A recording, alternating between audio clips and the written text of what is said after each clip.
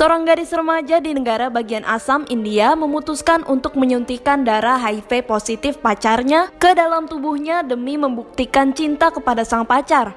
Sepasang kekasih ini awalnya saling kenal lewat Facebook dan telah menjalin hubungan selama 3 tahun.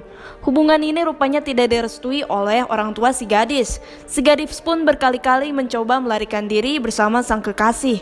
Namun percobaannya selalu gagal karena ketahuan. Naasnya, aksi suntik darah HIV tidak diantisipasi oleh keluarga dan teman-temannya. Padahal, aksi ini sempat ditahan oleh sang pacar, namun si gadis tetap melakukannya.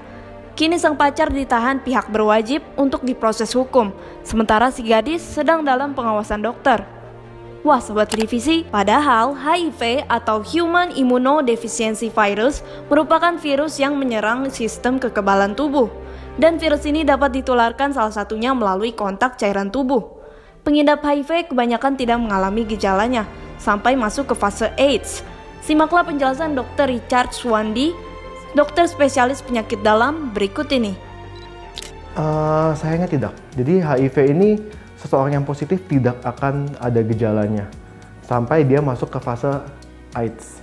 Memang ada yang kita sebut dengan gejala akut HIV, di mana gejalanya itu terjadi pada sejak pertama kali paparan, dia terjadi pada minggu kedua sampai minggu ke-9, variasi sekali, dan ini tidak terjadi pada semua orang. Gejala itu biasa berupa panas badan, pegal-pegal, seperti gejala infeksi virus pada umumnya, kadang-kadang disertai dengan pembesaran kelenjar getah bening, tapi gejala ini kan sebenarnya mirip dengan gejala flu.